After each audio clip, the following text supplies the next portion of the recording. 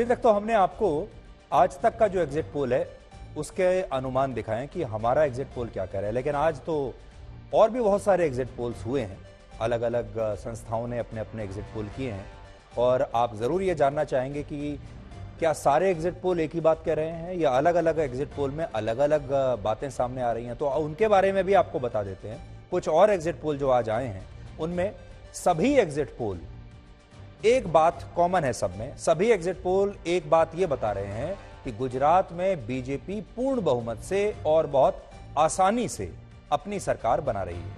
एक तो ये सारे एग्जिट पोल में बात आ रही है। हिमाचल को लेकर सिर्फ एक एग्जिट पोल ऐसा है जिसमें कांग्रेस की पूर्ण बहुमत की सरकार बनने का अनुमान है और बाकी सभी एग्जिट पोल में बीजेपी और कांग्रेस के बीच कड़ी टक्कर का अनुमान है। यानी हिमाचल में भी ज्यादातर जो एग्जिट पोल्स हैं वो यही बता रहे हैं कि हिमाचल प्रदेश में कांटे की टक्कर है। किसी एग्जिट पोल में बीजेपी 2-4 सीटों से आगे है, किसी एग्जिट पोल में कांग्रेस 2-4 सीटों से आगे है।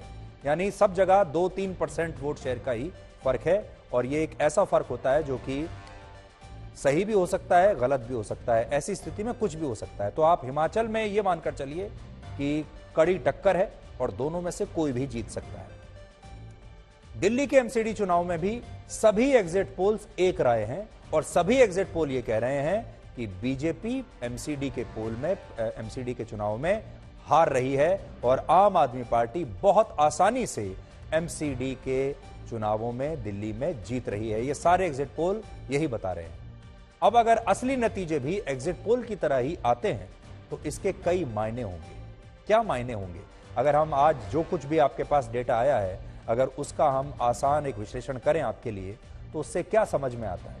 पहली बात जो समझ में आती है वो ये, इससे यह पता चलता है कि फ्री वाली राजनीति का बिजनेस मॉडल अब हमारे देश में अपनी जगह बना रहा है।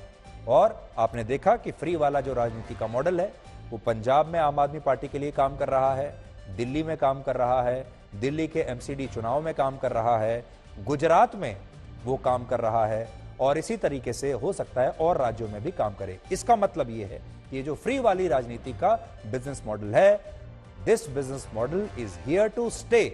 ये अब और ज्यादा फलेगा फूलेगा। अब आपको और ज्यादा राज्यों में ये देखने को मिलेगा और दूसरी पार्टियां भी हो सकता है अरविंद केजरीवाल की नकल करने लगे, जैसे कांग्रेस पार्टी ने इस बार गुजरात में अरविंद केजरीवाल की ही नकल करने की कोशिश की थी। तो पहले तो यह कहा जाता था कि अरविंद केजरीवाल की पार्टी कांग्रेस की बी टीम है, लेकिन हो सकता है कुछ वर्षों के बाद लोग यह कहने लगे कि कांग्रेस पार्टी अरविंद केजरीवाल की बी टीम है। दूसरी बड़ी बात जो समझ में आती है, अरविंद केजरीवाल की पार्टी ने गुजरात में कांग्रेस के वोट जबरदस्त तरीके से काटे और वो अगली बार, इस बार तो उसने कांग्रेस का वोट काटा है लेकिन अगली बार वो बीजेपी का वोट काट सकती है। यानी जब अगली बार चुनाव होगा गुजरात में आज से 5 साल के बाद, तब वो कांग्रेस नहीं बीजेपी का वोट काटेगी और हो सकता है कि उस चुनाव में सीधी लड़ाई बीजेपी और आम आदमी पार्टी के बीच हो। इसलिए 5 साल पहले ही हम आपको आज उस स्थिति के लिए तैयार कर रहे हैं। तीसरी बात, भारत जोड़ो यात्रा जो चल रही है राहुल गांधी की, क्या उससे कांग्रेस को कोई फायदा हुआ है?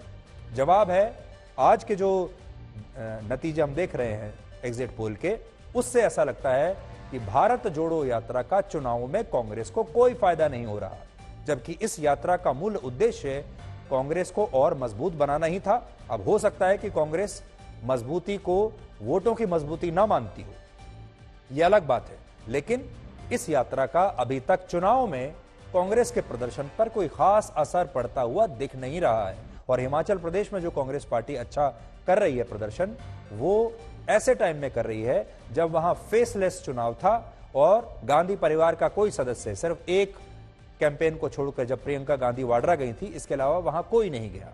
और वहां पर जो पार्टी जीत भी रही है वो एंटी इनकम्बेंसी वेव की वजह से जीत रही है, क्योंकि लोग बीजेपी से वैसे ही वहां पर नाराज हैं। शायद इसलिए कांग्रेस अच्छा प्रदर्शन कर रही है। इसलिए हिमाचल प्रदेश में जो हो रहा है वो ये नहीं कहा जा सकता कि वो भारत जोड़ो यात्रा का परिणाम है।